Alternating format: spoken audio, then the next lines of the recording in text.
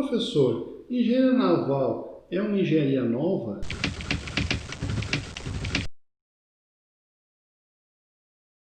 Bem-vindo ao Pitada de Engenharia.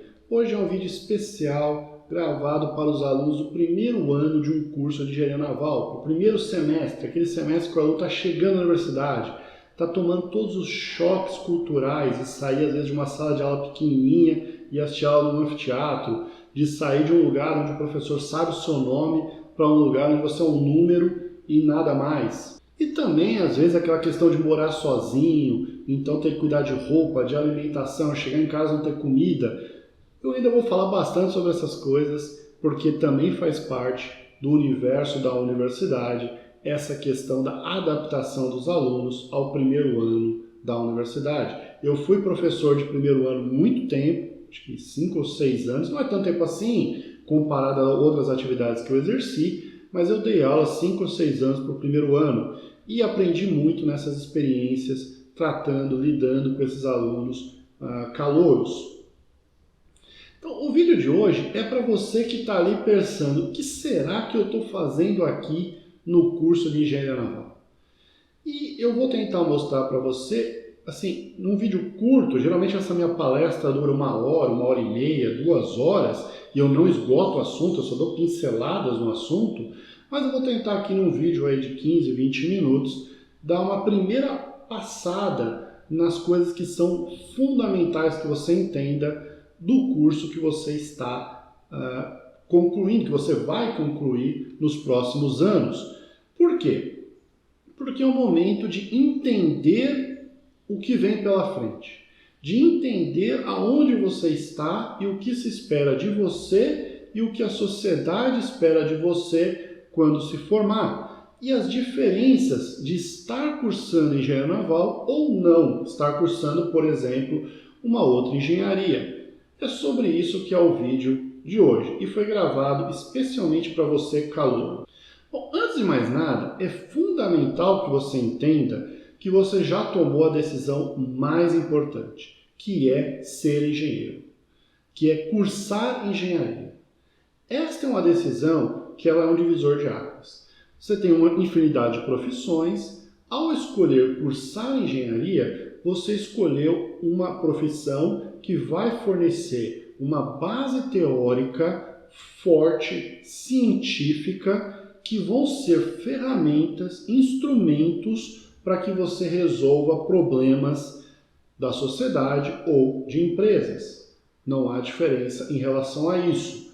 O conceito é o mesmo. É a resolução de problemas de maneira técnica, científica e racional, usando um forte ferramental, um forte conjunto de conhecimentos científicos.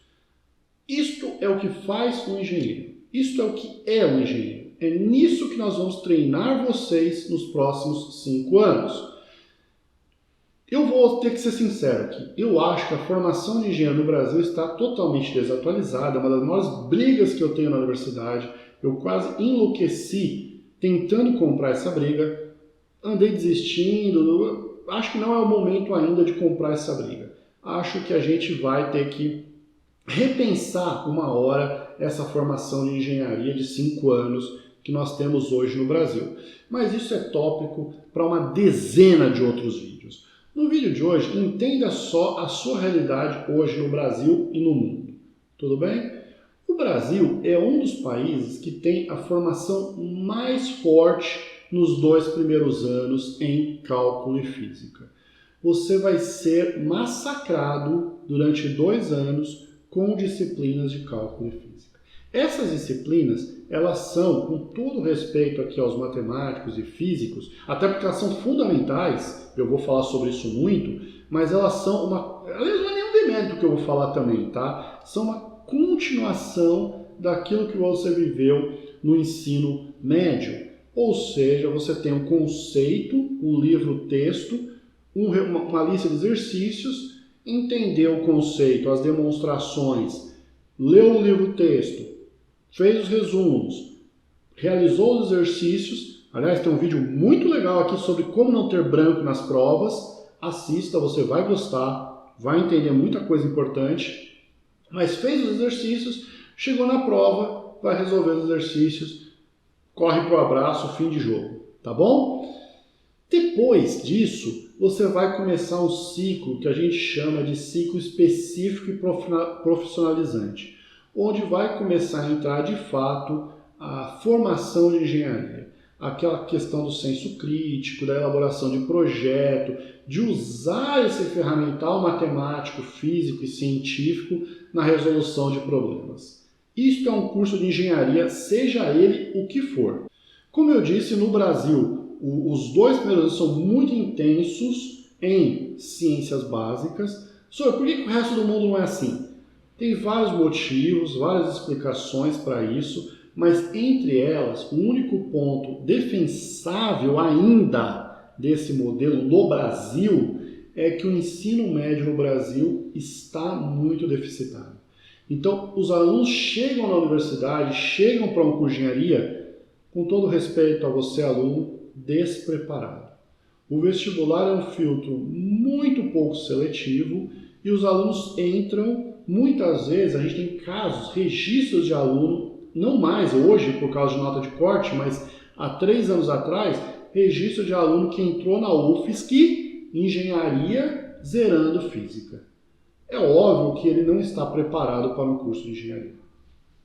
Então, o motivo pelo qual assim, ainda se justifica levemente esse massacre de física e cálculo nos 2 primeiros anos é justamente reforçar, se não construir, essa formação de física e cálculo que você chega na universidade, você aluno chega na universidade um pouco deficitário. Tudo bem? E depois a gente vai então começar os ciclos de projeto e uma série de coisas, técnicas, programação, uma série de doideira, desenho, modelagem. A gente vai entrar nisso aí em outros vídeos. Em outros lugares do mundo, o curso já dura um pouco menos, você assiste menos aulas em sala de aula e realiza muito mais trabalhos e projetos em casa do que no Brasil. Inclusive, tem experiências como a Alemanha, onde a frequência em sala de aula é optativa, você vai se você quiser, mas aí, pessoal, isso é uma maravilha. Não, não é. Tem uma contrapartida. Se você reprovar 3 vezes na mesma disciplina, tchau, um abraço, vai ter que fazer vestibular de novo, tem o processo deles lá, mas no Brasil seria ter que fazer vestibular de novo.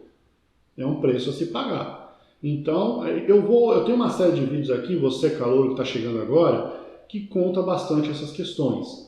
Assista o canal, se inscreva aqui no canal, vai ter muita informação importante para você, aluno, especialmente você, aluno de engenharia naval. Bom, entendendo que escolher engenharia foi a decisão mais importante que você tomou, e você pode se arrepender dela até no 5º ano, eu sou um grande defensor de que se aquilo não está funcionando, de que se aquilo não é o que você sente apto a fazer, que você, depois de 4 anos, 3 anos, 2 anos, não está conseguindo enxergar você exercendo a profissão de engenharia e tem uma facilidade de uma outra profissão, eventualmente eu sou um grande defensor de que essa decisão, ainda mais hoje, que os alunos tomam essa decisão garotos, 17, 18, 19 anos, não tem por que não tentar uma outra curso. De repente você vai, faz um outro curso e fala, não, engenharia era realmente o que eu queria. Aí você volta e completa a tua formação. Então, também não entenda que essa decisão foi uma decisão de vida e morte, que você teria que ter pensado absolutamente profundo, todos os prós e contras e ponderado. Não, cara, você tomou a decisão, alguma coisa te levou a isso. Espero que você saiba agora onde você está se metendo e tenha prazer em ser engenheiro. Ter prazer no que você faz, amar o que você faz é fundamental para você ter sucesso no que faz. Eu, graças a Deus, faço o que eu amo. Eu virei professor porque eu amava dar aula. Por sorte, é uma profissão, principalmente a docência universitária, que me permite, ao mesmo tempo, dar aula, fazer pesquisa e fazer projetos de engenharia. Então, eu sou apaixonado pelo que eu faço. E ainda mais quando eu posso conversar, quando eu posso palestrar, quando eu posso visitar outras universidades e conhecer outros alunos. Então você que não é aluno da UFSC, Pô, é um prazer imenso que eu tenho em você estar aqui me ouvindo. Espero que o seu tempo valha, que por um segundo o seu dia seja mais feliz aqui comigo. Sobre isso eu tenho um vídeo aqui que já é um sucesso no canal, que é Quando Eu Vou Amar, o meu curso. Vale a pena dar uma conferidinha. Bom, uma vez que você escolheu a questão da engenharia, a gente tem que entender que no Brasil também existe outra peculiaridade. O mundo inteiro começou a diminuir, vamos dizer assim, as variações, as ênfases, dê o nome que for, aos cursos de graduação.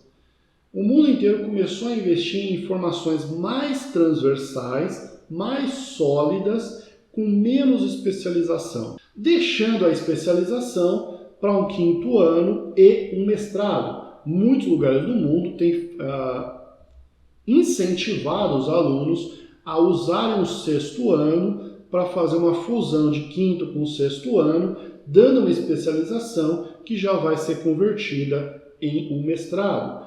E é ali que o aluno, então, iria se especializar em alguma coisa. No Brasil, a gente ainda tem uma visão um pouco, vamos dizer assim, especialista, onde você tem aí, eu parei de contar, uns anos atrás eu até contei, mas a gente deve ter aí hoje, eu acho que facilmente umas 50 tipos de engenharia diferentes. O senhor está exagerando. Cara, eu vou aqui rapidinho, tá? Naval, civil, elétrica, ambiental, sanitária, florestal, agrônoma, ferroviária, logística, infraestrutura, mecatrônica, computação, acho que mecânica, materiais, mina, metalurgia, têxtil, cara, eu perdi a conta aí, mas facilmente eu falei uma quantidade grande, né? Tem outras aí, nuclear, se você for procurar aí, você vai, aeroespacial, aeronáutica, você vai achar engenharia para todo gosto, tá bom? Automotiva, esqueci uma do centro, pô, assim fica chato, né? Então, você vai encontrar engenharia de todo gosto. Isso sem contar as ênfases dentro da engenharia, que é uma coisa também que está morrendo, e acho que ainda bem que está morrendo nesse momento do Brasil. Por exemplo, num vídeo muito específico, eu vou contar a história de engenharia naval e eu vou falar que eu sou naval especialista. Eu sou engenheiro naval com especialização no diploma em estruturas navais. Então, você deve entender que o grau de especialização pode chegar ainda muito mais longe. Mas vamos voltar à questão da engenharia. E aí você vai me perguntar, professor, essa engenharia naval, então, é uma engenharia nova? Foi criada aí nesse horizonte de 10 anos? Não, cara. Engenharia naval tem uma história muito bonita e muito antiga. Primeiro que a engenharia naval, né, o ser humano faz engenharia naval muito antes do próprio conceito de engenharia existir. Sobre isso eu dou uma aula muito legal sobre aspectos históricos da engenharia, que costuma ser muito interessante e costuma esclarecer muito e ampliar a visão dos alunos muito. Mas eu ainda não gravei esse vídeo, está na lista, com certeza vai ser um prazer enorme gravar esse vídeo, porque eu tenho uma experiência muito interessante com essa questão dos aspectos históricos. Um professor chamado Lindenberg me abriu a mente na pós-graduação, mudou o meu jeito de pensar em engenharia em um curso de pós-graduação de uma aula por semana. Foi incrível. Em tributo ao Lindenberg, eu ainda vou gravar esse vídeo sobre aspectos históricos da engenharia. E aí vou dar um focozinho na engenharia naval, que é o nosso métier aqui. O Lindenberg fala mais sobre engenharia civil e eu tive o prazer de poder adaptar esse conteúdo à engenharia naval na disciplina dele. Foi uma experiência única para mim. Mas a história da engenharia naval remonta há mais de 60 anos atrás, nos primórdios aí das universidades. Então, você tem que entender que no início existiam poucos cursos de engenharia. Você tinha ali civil, elétrica e muito pouco ali, uma variável mecânica, civil, elétrica e alguma coisinha ali parecida com isso, com algum outro nome. Tudo bem? O que aconteceu? As Forças Armadas perceberam que o país não podia depender de tecnologia estrangeira, seja no contexto de defesa, seja no contexto de desenvolvimento. Então, as Forças Armadas resolveram investir pesadamente no desenvolvimento científico. Isso não é nenhuma propaganda, nenhuma defesa, isso é um fato histórico de 60 anos atrás. Tem nada a ver com o contexto do Brasil hoje, tudo bem? Nada, não estou falando aqui nada de política, por favor, não crie nenhuma loucura na tua cabeça aí. Estou falando de 60 anos atrás. E aí o que ocorreu? General, almirante e brigadeiro, os 3 postos mais altos das Forças Armadas, se reuniram para decidir como fariam esse investimento, vamos dizer, esse incentivo à pesquisa e ao desenvolvimento tecnológico do país. Então, o Exército resolveu criar a sua faculdade de engenharia e criou o IME. A Aeronáutica resolveu criar a sua faculdade de engenharia e criou o ITA. A Marinha seguiu um caminho diferente. A Marinha sempre foi uma força com uma identidade própria muito ligada à questão da autonomia no mar. Como o oceano é sempre definido como um ambiente hostil, isolado, a Marinha sempre, vamos dizer assim, permitiu e deu muita autonomia aos seus comandantes. É muito difícil você questionar a decisão de um comandante a bordo de uma embarcação em alto mar. Por quê? Porque em situações passadas não havia, vamos dizer assim, uma comunicação instantânea com forças em terra. Então, os comandantes navais eram a autoridade máxima no campo de batalha. E essa autonomia, essa independência própria, esse espírito naval é muito refletido em toda a história da Marinha brasileira. Um dos pontos de destaque foi essa ideia de investir nas universidades brasileiras como ponto focal do seu desenvolvimento tecnológico e da formação de seus engenheiros e oficiais. Então, a Marinha ela investe nas universidades públicas brasileiras. E assim são criados os escritórios navais dentro da USP e da UFRJ, e na USP é criado o primeiro curso de engenharia naval do Brasil, que inclusive contou com forte apoio da Marinha no sentido de financiar a vinda de professores do MIT que passaram um semestre no Brasil e formaram, não um semestre, passaram um ciclo no Brasil, obviamente se renovava aí a cada semestre, para formar o primeiro lote de engenheiros navais do Brasil, que se tornaram então parte deles professores e parte deles integraram então o corpo da Marinha. E em disciplinas, vamos dizer assim, mais operacionais, que a Marinha brasileira já tinha algum domínio, comandantes navais davam aula de determinados assuntos. Então, tipo em navegação, questões da propulsão, instalação propulsora, muitas vezes eram dadas por comandantes navais brasileiros. E assim foi criado, então, o primeiro curso de engenharia naval no Brasil, na USP. Logo depois se criou na UFRJ, por uma questão de proximidade com o primeiro distrito naval. Então, a USP foi escolhida por ser a universidade de referência brasileira na época, até hoje é a universidade que aparece melhor qualificada em grande parte dos rankings, disputando em alguns aí com a Unicamp, não vamos entrar nessa peleja, mas sem dúvida até hoje a USP é referência no continente em ensino, pesquisa e extensão. Imagina há 60 anos atrás, não é verdade? Então, o primeiro curso naval foi criado na USP, o primeiro escritório naval foi criado na USP.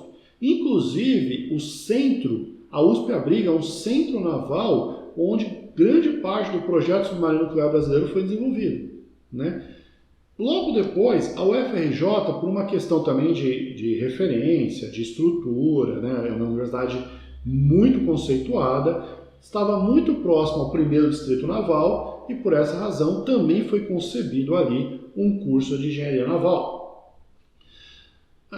Ou seja, a engenharia naval ela data de mais de 60 anos atrás, o início formal da engenharia naval.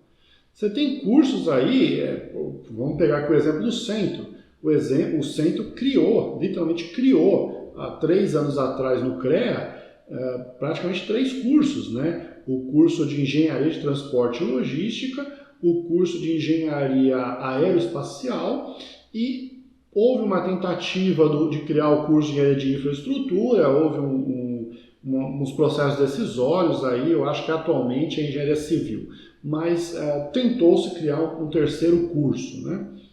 Sem contar questões de ênfases e tudo mais. Então, a engenharia naval tem mais de 60 anos de tradição. E junto dessa tradição vem toda uma bagagem cultural, vem todo um ferramental, esse processo, esse espírito naval, esse sal na veia e esse aço temperado que forma o engenheiro naval, ele é muito característico. Infelizmente, parte disso se perdeu por uma série de fatores, a gente pode discutir isso, mas saiba que você está entrando num curso de tradição. Professor, tudo bem, mas o que faz o engenheiro naval, onde eu vou trabalhar e o que difere o engenheiro naval de outros cursos de engenharia? Vamos por partes. Primeira coisa, saiba que o curso de engenharia naval é talvez o expoente máximo dessa pluralidade que eu defendo e que a gente busca na formação de engenharia moderna. Dentro de uma sala de um curso de engenharia naval, você vai encontrar perfis de formação, desejos profissionais, anseios, vontades e habilidades. Essas habilidades têm muito a ver com o processo sináptico, que eu defendo muito, falo muito sobre isso aqui no canal, mas essas habilidades que vão desde o aluno que está lá para aprender a derreter aço, ou seja, o que é derreter aço, professor? É o processo de solda. Então, tudo envolvendo solda, caldeiraria, alguma coisa de projeto estrutural. Quer trabalhar em estaleiro mesmo, quer trabalhar em chão de fábrica, quer ver o edifício sendo erguido, quer ver, professor, edifício? Pode, cara. A gente vai entrar por aí a questão. Tá? Mas quer ver o navio sendo edificado, quer estudar caldeiraria, vaso de pressão, tubulação, fadiga, integridade estrutural, né? Essa coisa mais ali, chão de fábrica. E do lado dele, você tem o cara que é cientista, que tem um perfil mais acadêmico, que gosta mais da pesquisa, que está fazendo engenharia naval para estudar escoamento em corpos. Então, escoamento em embarcações, escoamento em aviões. Professor, mas a aerodinâmica não é naval. Cara, há 20 anos atrás não tinha engenharia aeronáutica. Era tudo engenharia naval que fazia fluido em aeronave. É a mesma coisa, até Mach 3, até Mach 1 com certeza. Mach 1 a Mach 3 tem que fazer umas correções, mas engenharia naval é a mesma coisa que engenharia aerodinâmica, né? A hidrodinâmica é muito similar à aerodinâmica. Então você tem esse aluno que tem esse perfil mais acadêmico, gosta de fazer pesquisa, simulação, teoria de fluidos, mecânica dos fluidos, aerodinâmica, hidrodinâmica, propulsão. Você tem um terceiro grupo ali, ó, menorzinho, mas que quer trabalhar embarcado, quer trabalhar em plataforma de petróleo, quer trabalhar em navio, gosta de estar no mar, gosta de velejar, gosta, entendeu? Tem esse sal na veia, mais voltado mesmo à questão do barco, do navio. Então é aquele grupinho que quer estar a bordo de navio. Mas ali você ainda vai ter os alunos, especialmente em Joinville, está diminuindo um pouco, mas especialmente em Joinville, você vai ter aquele pessoal que quer trabalhar com laminado, embarcações de fibra, pequenas embarcações, lanchas, alta velocidade, catamarã, que quer trabalhar com laminação, né? Não que vai laminar barco, mas pode trabalhar com laminação em outras indústrias, por exemplo. E a engenharia naval tem esse viés também. Você vai ter ali, ó, um pedacinho dos alunos que quer ir para a marinha, quer traçar essa trajetória que eu falei, essa trajetória mais tradicional que eu falei, que é se formar em engenheiro naval e depois ingressar ao corpo de oficiais e engenheiros da marinha. Todo ano tem concurso, muitos alunos prestam, eu tenho vários ex-alunos no corpo de engenharia da marinha. Você tem um pedacinho pequeno ali, ó, que quer fazer projeto. Então quer trabalhar numa consultoria, no ar-condicionado, numa mesa, computador, tranquilão, aqui ó, projetinho, fazer apresentação, beleza. Tá do lado do cara que quer soldar, que quer derreter aço ali embaixo do sol em Manaus. Entendeu? Você tem ali um pedacinho que está fazendo engenharia naval porque enxerga na engenharia naval uma formação muito mais ampla, muito mais transversal do que outras engenharias. E vai usar esse ferramental, acredite em mim, para trabalhar, por exemplo, no mercado financeiro. A gente já teve ministro da Fazenda e engenheiro naval no Brasil.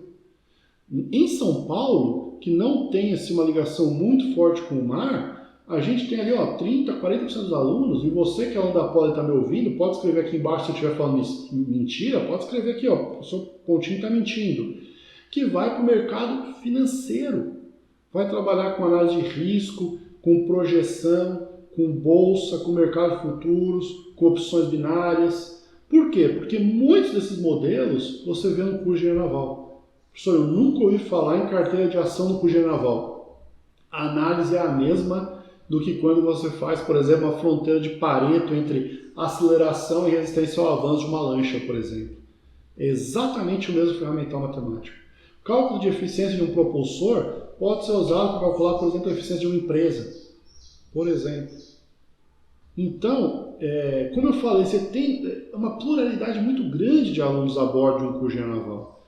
Então, cada um vai encontrar o seu caminho, seja numa consultoria, num escritório de projeto, vistoriando embarcações para a cidade classificadora, dando ali dentro, trabalhando embarcado, derretendo aço, fibra, marinha, a indústria do petróleo, né? Toda essa questão aí de exploração do petróleo, risers, linhas de ancoragem, tudo bem que isso aí vai se confundir um pouquinho com o projeto, mas vamos colocar num grupo à parte, porque é uma realidade à parte, trabalhar ali, vamos chamar de Petrobras, né?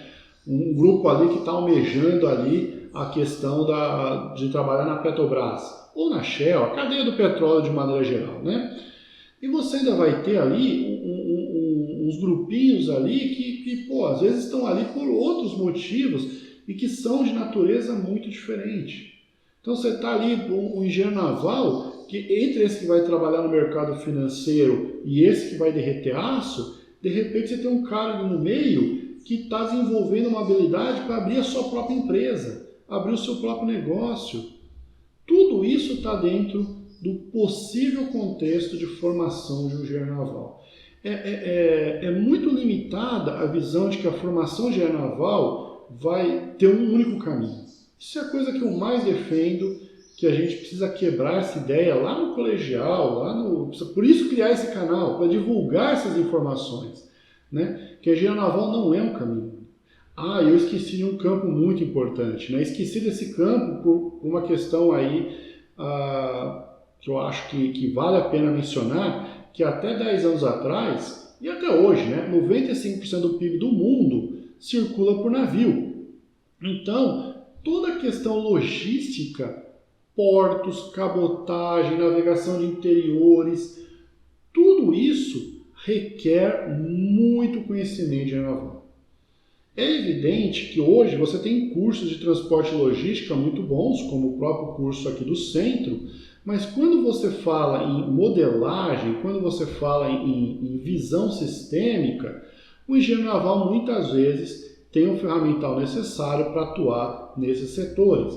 E ele tem um diferencial que ele consegue modelar, vamos dizer assim, fenômenos ou cadeias de suprimentos que envolvam embarcações em portos com mais propriedade do que outros engenheiros, do que engenheiros de outras formações. Então, é um setor que absorve bem nossos alunos também.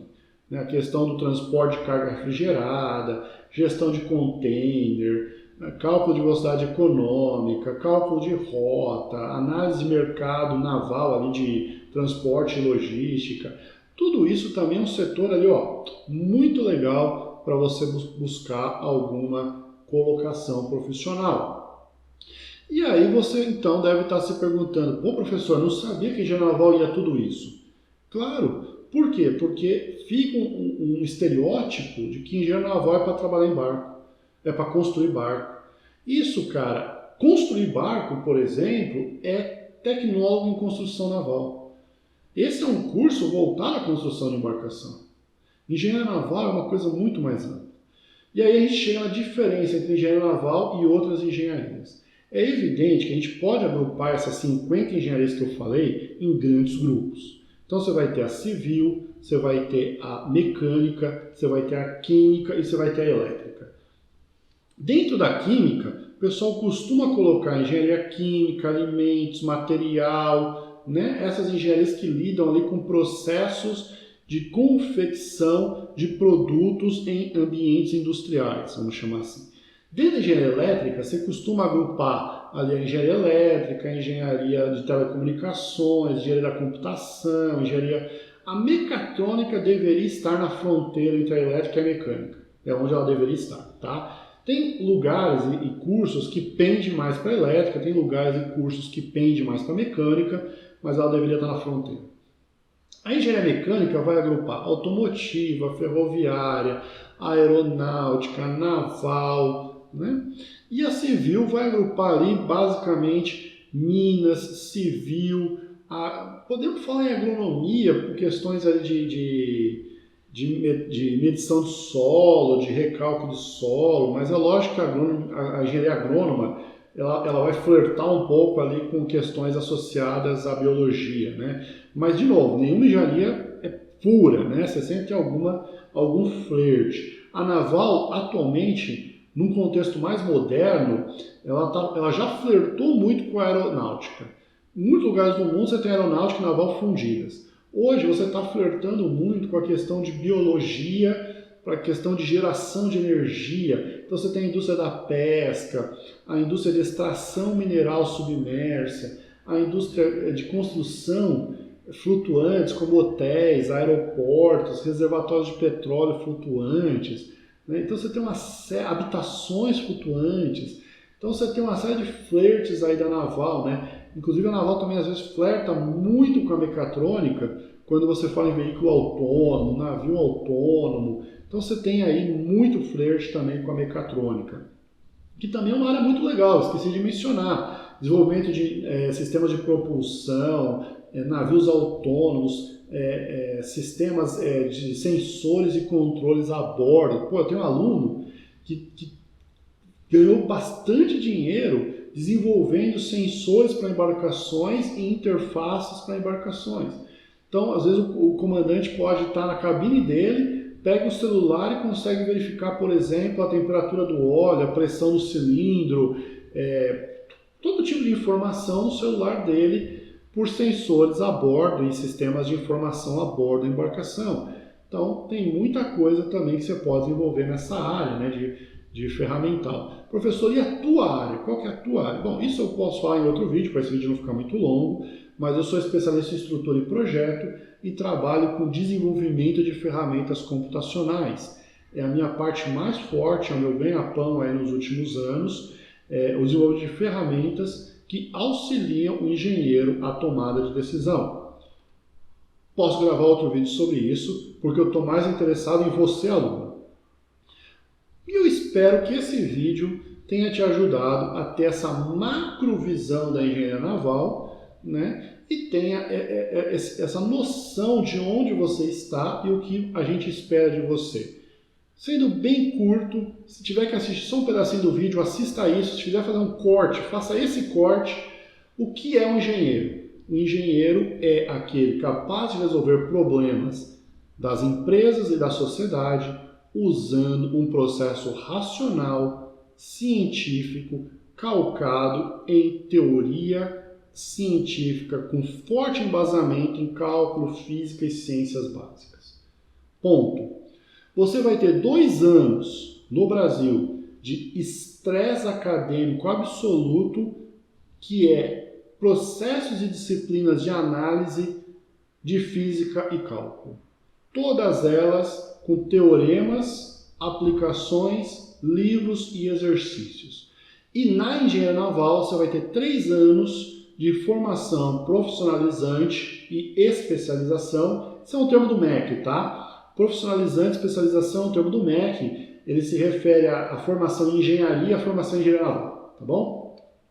Onde você então vai aprender mecânica dos fluidos, mecânica dos sólidos, vibrações, elementos finitos, termodinâmica, acho que devo estar esquecendo alguma coisa, mas essas são as áreas mais importantes para o naval. Materiais, essas são as áreas mais importantes para o naval, né? Então, materiais, termodinâmica, mecânica dos fluidos, mecânica dos sólidos, elementos finitos, está dentro de MXOL, mais ou menos, mas tudo bem. Devo estar esquecendo de alguma coisa, não quero aqui pegar em mente, não tem sentido.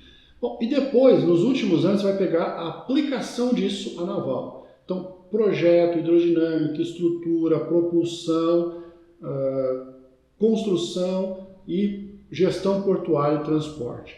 Com a diferença que, para respeitar essa pluralidade que eu mencionei no vídeo, o quinto ano, você, aluno da UFSC, vai poder customizar a tua formação para colocar aí uma, duas disciplinas aleatórias que você, eu quero trabalhar com motores, motor é a minha praia. Então você vai fazer uma disciplina de motor da automotiva. Eu quero trabalhar em um tanque de prova. Então você vai fazer, por exemplo, instrumentação na disciplina de mecatrônica. Eu quero trabalhar com transporte e logística. Então você vai lá e faz duas disciplinas de logística do curso de transporte e logística da UFSC. Eu quero ali, hardcore, projeto estrutural lá com pontinho. Vai fazer mais uma estrutura ali na aeroespacial, vai fazer mais uma estrutura na civil, por exemplo. Tudo bem? Além disso, você vai poder escolher o teu estágio e o teu TCC para completar essa especialização em alguma coisa que te dê mais paixão, mais tesão, que você se veja trabalhando no futuro. Lógico, com aquela ideia de uma formação ampla. Então, esse é o foco da engenharia naval, é entender como o barco se comporta na água e atuar na mudança de casco para que esse barco tenha um melhor comportamento no mar. Mas, ao mesmo tempo, é entender como essa mudança na geometria do casco vai afetar a distribuição interna de carga, que vai afetar o projeto estrutural, que vai afetar o escoamento no propulsor, que vai afetar, então, a instalação propulsora do navio, que vai afetar o custo operacional da embarcação. Tudo isso está integrado. E essa visão que o engenheiro naval tem de entender, se eu aumentar a boca, eu vou melhorar a estabilidade, mas eu vou piorar a resistência ao avanço, que vai levar ao maior custo operacional, que vai levar ao menor lucro. Mas, por outro lado, se eu aumentar o comprimento, eu vou ter mais estabilidade direcional, mas vou ter mais momento fletor, então eu vou precisar de mais aço no casco. Vai aumentar o custo de fabricação. Então, essa visão que o engenheiro naval desenvolve ao longo da sua trajetória é que é o diferencial que você vai aprender num curso de 5 anos de engenharia naval, que tem um foco muito forte, não no detalhe, mas no todo, na seleção do componente, na integração dos componentes. E é justamente essa visão que vai permitir atuar, por exemplo, no mercado financeiro. Entender como os efeitos entram na variação do risco e do lucro de uma certa aplicação. Uma fronteira de Pareto entre risco e lucro é exatamente a mesma fronteira de Pareto entre resistência ao avanço e capacidade de carga de um navio. E com certeza você vai ver vídeos aqui no canal explicando muito mais essas questões associadas a modelos comparados entre engenharia naval e mercado financeiro. Além disso, você também vai ver questões associadas à inteligência artificial, modelagem, análise, que vão estar, por exemplo, associados ao desenvolvimento de jogos. Então tem pelo menos acho que tem até mais de um vídeo aqui no canal, onde eu mostro essa similaridade entre, por exemplo, o projeto de uma embarcação e a construção de um personagem de um jogo de RPG, por exemplo. A distribuição dos atributos,